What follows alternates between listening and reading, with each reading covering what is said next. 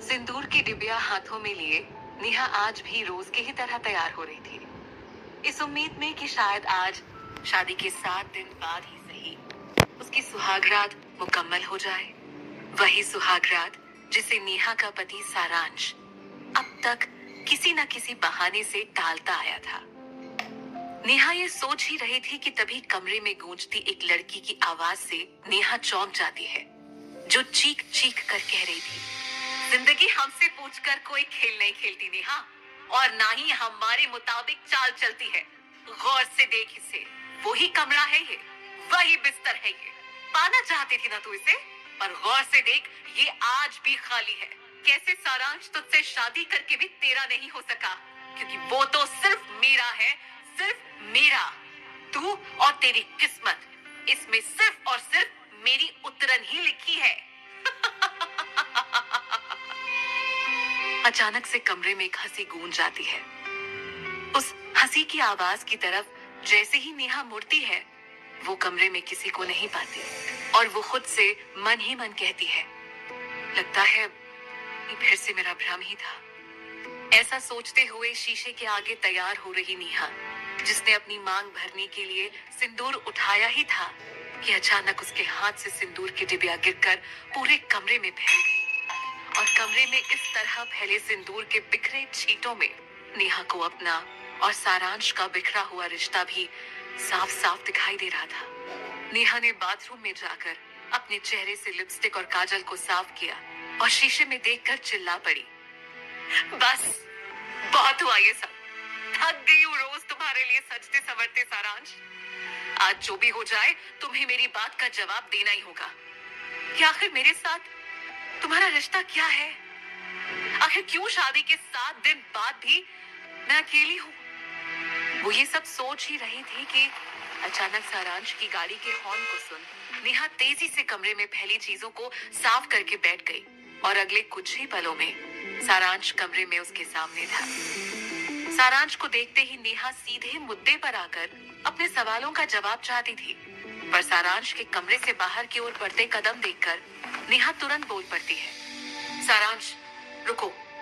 और नेहा की आवाज पर सारांश के बढ़ते कदम रुक जाते हैं। नेहा धीरे से उसके पास आकर उसकी आंखों में आंखें डालकर बोलती है, हमारी शादी को 1 हफ्ता हो चुका है सारांश, पर हमारा रिश्ता आज भी अधूरा है। हर रात तुम एक अजनबी की तरह आते हो और मेरे हिस्से में सिर्फ इंतजार छोड़ जाते हो। मैं थक गई हूँ सारांश तुम्हारे इस व्यवहार से। आखिर क्या कमी है मुझ में और किस बात की सजा दे रहे हो तुम मुझे। ये बोलते हुए नेहा का गला भर आया था, पर सारांश अब भी चुप था। इस पर नेहा झल्ला कर अपना आखिरी सवाल पूछती है, क्या मैं तुम्हें अच्छी नहीं लगती सारांश? अगर ऐसा ही रिश्ता चाहिए था तो मुझसे शादी क्यों की? मुझसे शादी करने का फैसला तुम्हारा था और तुम ही मेरे पेरेंट्स के पास मैरिज प्रपोजल लेकर आए थे। ये बोलते बोलते आखिरकार नेहा की आंखों से सब्र का बांध टूट गया और उसके गाल पर आंसू बिखर गए। पर सारांश का जवाब नेहा से मुंह फेरते हुए आया, हम इस बारे में और कभी बात करेंगे नेहा। ये कहकर वो कमरे से बाहर की ओर निकल गया। नेहा अब बिस्तर पर लेटे लेटे अपनी किस्मत को कोसे जा रही थी। तभी बगल के कमरे से आ रही कुछ आवाजें उसके कानों को छू जाती हैं। इन आवाजों को नेहा शायद पहचानती थी। ये आवाजें एक ऐसे अतीत की गवाही दे रही थी जिससे नेहा दूर भागना चाहती थी, मगर ये अतीत किसी बुरे साए की तरह नेहा का पीछा कर रहा था। नेहा शायद ये जान रही थी कि उस कमरे में क्या चल रहा है। वो बिस्तर से उठती है। नेहा सोचते हुए, थोड़ा रुकते हुए अपने कदम उस बगल वाले कमरे की तरफ बढ़ाने लगती है। उस कमरे के दरवाजे की तरफ पहुंचते हुए नेहा को ऐसा लग रहा था मानो उसने मीलों का सफर तय कर लिया हो। उसने जैसे ही कमरे के दरवाजे को छुआ तो दरवाजा हल्का सा खुल गया और एक भाग बन गई। नेहा ने उस भाग से झांका। उसकी चिंता ये बता रही थी कि नेहा जानती है कि उस कमरे में अंदर क्या हो रहा है। उसने जब अंदर झांका तो देखा कि अंदर की लाइट बहुत मध्यम थी। उस मध्यम रोशनी में नेहा ने देखा कि एक लड़की किसी आदमी को बेहद संजीदगी के साथ चूमे जा रही थी। थोड़ी और लाइट आने के बाद नेहा ने इस दृश्य को और सफाई के साथ देखने की कोशिश की। उसने देखा कि वो लड़की और उसके साथ वो मर्द एक दूसरे की बाहों में लिपटकर एक दूसरे को चूमे जा रहे थे। ये देखकर नेहा का खून खौलना चाहिए था, क्योंकि वो लड़की और कोई नहीं बल्कि उसकी सौतेली बहन मायरा थी, और वो मर्द और कोई नहीं बल्कि नेहा का पति सारांश था, जिससे नेहा ने प्यार किया था। लेकिन ये देखकर भी नेहा का खून नहीं खौला। वो बस भावहीन होकर उस दृश्य को देखे जा रही थी, मानो ये उसके लिए कोई चौंका देने वाली बात थी ही नहीं। नेहा इस दृश्य को इस तरह धीरता से घूरे जा रही थी, मानो उसे पता था कि वो क्या देखने वाली है। नेहा की नजरों के सामने मायरा ने सारांश को चूमते हुए कहा, सारांश, तुम जानते हो ना, तुम पर सिर्फ मेरा हक है, मेरी बहन नेहा का नहीं। मायरा की इस बात का जवाब सारांश ने उसके होठों को चूमते हुए दिया। मायरा, मैं सिर्फ तुम्हारा हूं, सिर्फ तुम्हारा। मुझे तुमसे कोई अलग नहीं कर सकता, नेहा भी नहीं। और सारांश के ये कहते ही दोनों के होंठ फिर से एक दूसरे को चूमने लगते हैं। दोनों प्यार की नरम गरम हसरतों में डूबने लगते हैं। दोनों एक दूसरे के आगोश में खोए ही थे कि अचानक मायरा की नजर नेहा पर पड़ती है, और मायरा गुस्से में चीखते हुए कहती है, देख नेहा, सारांश सिर्फ मेरा है, और तू जिस राज को छिपाकर जी रही है ना, याद रखना, वो एक दिन जरूर सामने आएगा नेहा। कब तक बचेगी तू इस राज से? मायरा की इस चीख के बाद नेहा सिहरते हुए अपनी गहरी सोच से बाहर आती है और रियलाइज करती है कि उसके सामने कोई नहीं है, ना तो मायरा है और ना ही सारांश। उसके सामने का पूरा बेड खाली है। नेहा उस कमरे में बिल्कुल अकेली थी, और जो कुछ भी अभी उसने मायरा और सारांश के बीच होते हुए देखा था, वो सिर्फ नेहा का भ्रम था।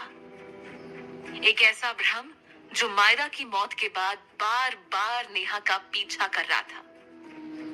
ये भ्रम एक ऐसे अतीत का दिया हुआ था जो नेहा का पीछा छोड़ ही नहीं रहा था। नेहा की आंखों से आंसू बहने लगते हैं और वो दीवार पर टंगी एक तस्वीर की तरफ देखती है। वो तस्वीर मायरा की थी, और उस तस्वीर पर हार टंगा हुआ था। नेहा उस तस्वीर के करीब जाकर कहती है, मायरा, क्यों हमारा अतीत बार बार मुझे मेरे सामने दिखता है? आखिर क्यों मैं तुम्हें हमेशा सारांश के बहुत करीब महसूस करती हूँ? क्यों मुझे लगता है कि मैंने तुम्हारे सारांश को तुमसे छीना है? मैं जानती हूँ कि तुम अब हमारे बीच नहीं हो। तुम्हारे गुजरने के बाद भी आखिर क्यों तुम्हारी एक एक बात मेरे कानों में गूंजती है? अतीत में जो कुछ भी हुआ था उसमें मेरी कोई गलती नहीं थी मायरा। काश तुम मुझे सुन पाती। न जाने हर कोई मुझे क्यों कसूरवार समझता है, पर जो हुआ उसमें मेरी कोई गलती नहीं थी मायरा, कोई गलती नहीं थी। इतना कहते ही नेहा फूट फूट कर रोने लगती है और खुद से बोलती है, जो भी हुआ मायरा, वो हम दोनों के बीच ही एक राज की तरह दफन हो जाएगा। मैं तुम्हारा राज कभी बाहर नहीं आने दूंगी। दरअसल सारांश नेहा की बहन मायरा से बहुत प्यार करता था। मायरा भी सारांश से बहुत प्यार करती थी। दोनों एक दूसरे से शादी करने ही वाले थे कि कार एक्सीडेंट में मायरा की मौत हो गई। मायरा की मौत के बाद सारांश बिल्कुल टूट सा गया था। मायरा की याद में वो डिप्रेशन में जाने लगा था कि तभी सारांश को कुछ पता चलता है और वो अचानक से नेहा से शादी करने का प्रस्ताव रखता है और परिवार वालों को मनाकर मायरा की बहन नेहा से शादी कर लेता है। दूसरी ओर सारांश से शादी होना नेहा के सपने का पूरा होना जैसा था, क्योंकि नेहा सारांश से पिछले 15 सालों से प्यार करती आई थी। वो उसे मन ही मन चाहती थी, पर कभी अपने मन की बात जुबान पर नहीं लाई, क्योंकि सारांश मायरा से प्यार करता था और इसीलिए नेहा ने कभी अपने प्यार का इजहार नहीं किया था। पर दूसरी तरफ सारांश, जिसने खुद अपनी मर्जी से नेहा से शादी करने का प्रस्ताव रखा था, वो अब शादी के बाद भी नेहा से दूर दूर रह रहा था। आखिर क्यों सारांश नेहा को ये सजा दे रहा था? आखिर क्यों नेहा मायरा की तस्वीर से ये बार बार कह रही थी कि उसकी कोई गलती नहीं थी? क्या वाकई नेहा ने सारांश को मायरा से नहीं छीना था? और मायरा का वो कौन सा राज था जो नेहा ने छिपा कर रखा था? या फिर ये कोई इल्जाम था जो नेहा पर जबरदस्ती मढ़ दिया गया था? अगली शाम नेहा घर में किसी को बिना बताए शहर के बाहर सीसाइड रोड की तरफ निकल पड़ी। वही रोड जिस पर नेहा ने मायरा के साथ एक आखिरी मुलाकात की थी। इस रोड पर मायरा के साथ नेहा की कई यादें जुड़ी थी, जिसे आज भी याद करके नेहा कभी खुशी से रोमांचित हो जाती और कभी सिहर जाती है। पर नेहा फिलहाल किसी भी लम्हे को याद नहीं करना चाहती थी, इसीलिए उसने गाड़ी को रेस देते हुए म्यूजिक चेंज कर दिया। लेकिन जैसे ही उसने म्यूजिक चेंज किया, अगले ही पल अचानक नेहा ने गाड़ी का ब्रेक लगाते हुए उसे साइड में रोक दिया। नेहा के ऐसा करने के पीछे की वजह थी कार के अंदर बज रहा गाना, लग जा गले कि फिर ये हंसी रात हो ना हो, शायद इस जन्म में फिर मुलाकात हो ना हो। ये सुनते ही मायरा, जिसके बारे में फिलहाल नेहा सोचना भी नहीं चाहती थी, फिर उसी के बारे में सोचने लगी। मायरा ने अपने और सारांश के रिश्ते के बारे में बताते हुए नेहा को कहा था, ये ना मेरा फेवरेट सॉन्ग है नेहा।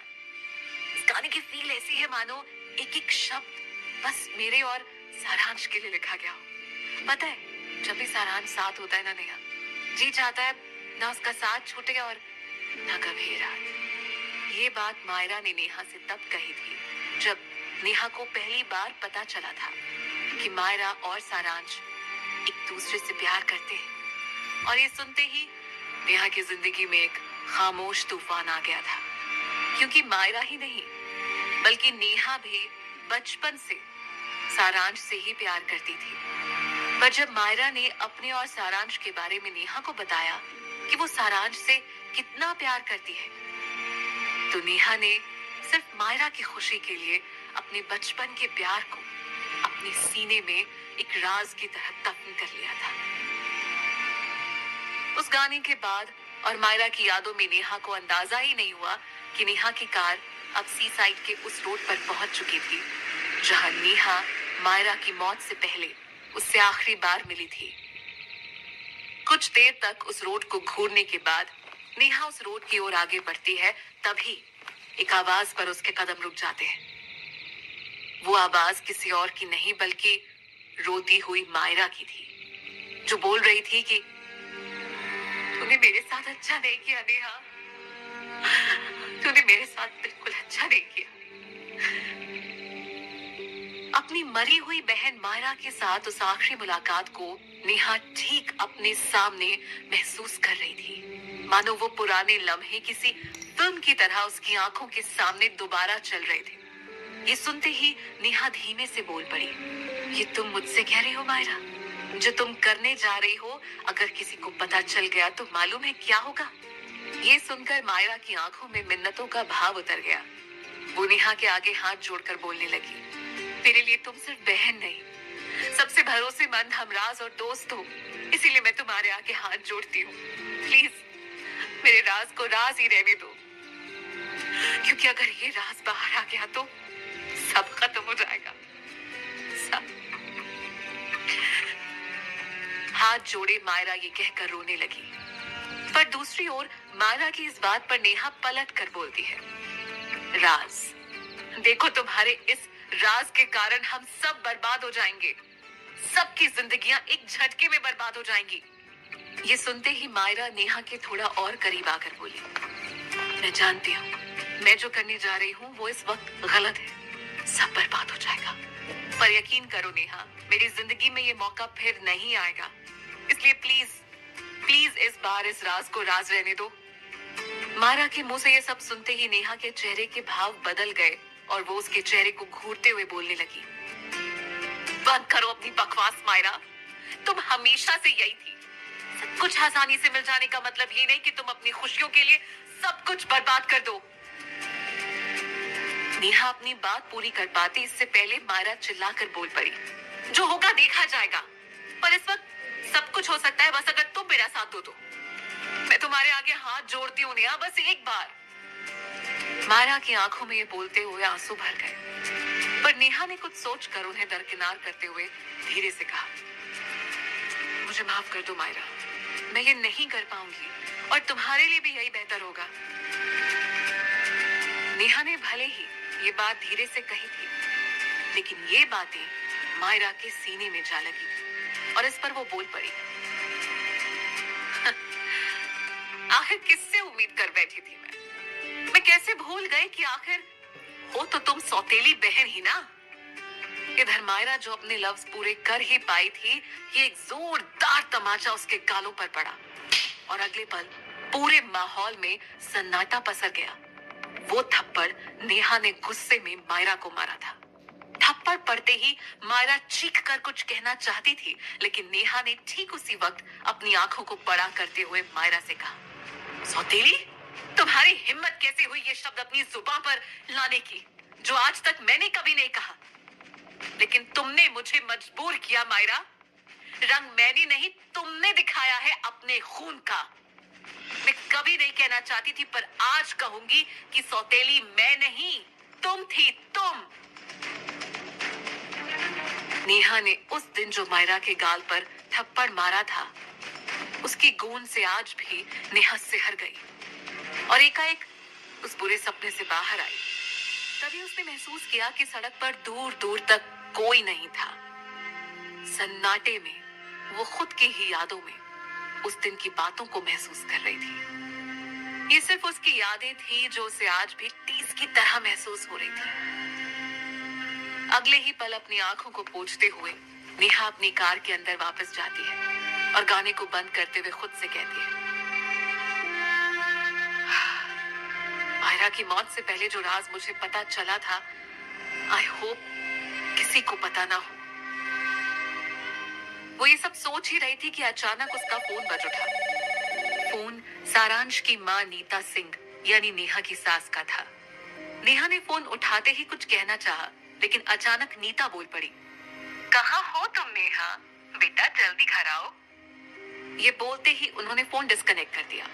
फोन रखते ही नेहा ने तुरंत अपनी कार स्टार्ट की और तेजी से घर की ओर रवाना हो गई। अगली कुछ देर में वो यही सोचने लगी कि आखिर कोई तो है जिसे मेरी परवाह है, वरना इस दुनिया में तो मैं शायद किसी के लिए एग्जिस्ट ही नहीं करती। ये सब सोचते सोचते वो आखिरकार घर पहुंच गई, जहां नेहा की सास पहले से ही उसके इंतजार में बैठी थी। उसके घर में घुसते ही उन्होंने प्यार भरे स्पर्श से नेहा का माथा चूमते हुए कहा, कितना किस्मत वाला है सारांश जो उसे तुम जैसी लड़की मिली। तुम ऐसे बिना बताए कहीं मत जाया करो नेहा, मैं परेशान हो जाती हूँ। जाओ अब जल्दी से अपने कमरे में जाओ, सारांश भी वहीं है। नेहा को बिल्कुल भी अंदाजा नहीं था कि सच में सारांश नेहा का इंतजार कर रहा था। वो तेज कदमों के साथ सीढ़ियां चढ़ते हुए अपने कमरे में गई। दरवाजे पर पहुंचते ही उसने देखा कि सारांश बेड पर दूसरी ओर मुंह घुमाकर लेटा है। नेहा धीरे से बेड की ओर बढ़ती है और देखती है कि सारांश गहरी नींद में सो चुका है। उसे गहरी नींद में देखकर वो बिना कुछ कहे उसके बगल में लेट जाती है। लेकिन कुछ ही देर बाद कुछ ऐसा हुआ जिसकी कल्पना नेहा ने की ही नहीं थी। सारांश नेहा की तरफ करवट लेता है और उसके बहुत करीब आ जाता है। नेहा को अपनी कमर पर सारांश के हाथों की हलचल महसूस होती है। अचानक नेहा महसूस करती है कि सारांश नेहा को अपनी बाहों में कस रहा था और उसके और करीब आ रहा था। नेहा अब सारांश के गर्म आगोश में थी और फिर अचानक सारांश नेहा के गले को चूमने लगता है। ये जो कुछ भी हो रहा था उस पर नेहा को यकीन नहीं हो रहा था। तभी सारांश नेहा के कानों पर चूमते हुए कहता है, मैं तुमसे बहुत प्यार करता हूँ और मैं तुम्हारे बिना जी नहीं सकता। I love you. सारांश की बात सुनकर नेहा के दिल की धड़कन तेज हो जाती है और जैसे ही वो खुद को सारांश को सौंपने वाली होती है कि अचानक से सारांश फिर से नेहा के कानों में कहता है, दुनिया के लिए तुम नेहा हो, लेकिन मैं जानता हूँ कि तुम ही मेरी मायरा हो। तुम्हारे गले में ये जो लॉकेट है ना, ये इस बात का सबूत है कि तुम नेहा नहीं मायरा हो। आई लव यू नेहा, मेरा मतलब आई लव यू मायरा। और इतना कहते ही सारांश संजीदगी से नेहा को चूमने लगता है। मगर सारांश की बातों को सुनकर नेहा के होश उड़ चुके थे। नेहा मन ही मन सोच रही थी, सारांश कहना क्या चाहता है? सारांश ने आखिर मायरा का नाम क्यों लिया? सिर्फ दुनिया के लिए मैं नेहा हूं का मतलब क्या है? और ये लॉकेट तो खुद सारांश ने मुझे दिया था, तो ये मायरा का कैसे हो सकता है? और जब मायरा मर चुकी है तो मुझसे शादी करने के बावजूद सारांश ने ये क्यों कहा कि मैं सिर्फ दुनिया के लिए नेहा हूं, लेकिन उसके लिए मायरा? क्या सारांश उस राज को जानता है जो सिर्फ मेरे और मायरा के बीच था? नहीं, ये कैसे हो सकता है? जिस दिन ये हुआ था उसके अगले दिन ही वो मुझसे सी साइड वाली रोड पर मिलने आई थी और उस दिन उसका एक्सीडेंट हो गया था। उस राज को खोलने का मौका मायरा को मिला ही कब होगा? अगर मायरा ने राज खोल दिया होता तो सारांश मुझसे शादी क्यों करता?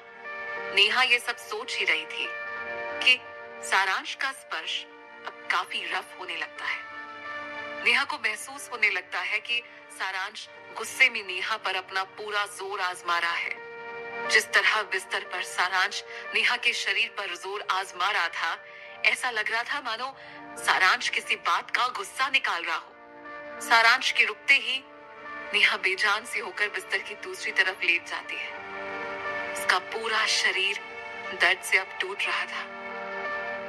तभी अचानक से सारांश नेहा को अपनी तरफ घुमाता है और उससे अपनी आंखों में देखने को कहता है। नेहा को उसकी आंखों में साफ साफ गुस्सा दिखाई दे रहा था। तभी सारांश अपनी भारी आवाज में कहता है, याद रखना तुम बाकियों के लिए नेहा हो और मेरे लिए सिर्फ मायरा। और ये कहकर सारांश ऐसे चुप हो जाता है जैसे गहरी नींद में चला गया हो। और पास में लेटी नेहा खुद से कहती है, सारांश आखिर कहना क्या चाह रहा है? ये सोचते सोचते कब सुबह हो गई उसे पता ही नहीं चला। बीती रात उसके साथ जो कुछ भी हुआ, उससे न केवल नेहा के मन को चोट पहुंची थी, बल्कि उसके शरीर के कई हिस्सों में दर्द उभर आया था। सुबह उठकर वो जल्दी से फ्रेश होकर तैयार होने लगी कि तभी उसकी नजर सारांश की अलमीरा पर गई, जिसका दरवाजा हल्का सा खुला हुआ था। नेहा ने उठकर अलमीरा के दरवाजे को बंद करने के लिए हैंडल पुश किया ही था कि अचानक एक डायरी से कुछ तस्वीरें गिरने लगी। वो नीचे झुककर बिना देखे उन्हें वापस डायरी में डाल ही रही थी कि अचानक उस पर कुछ लिखा देखकर उसके होश उड़ गए। ये कैसे हो सकता है? नहीं नहीं, सारांश मेरे साथ ऐसा कैसे कर सकता है? ये तो साजिश है। आखिर कौन सा ऐसा राज है जो सिर्फ मायरा और नेहा ही जानते थे? आखिर सारांश की डायरी में नेहा ने ऐसा क्या पढ़ लिया था कि उसके होश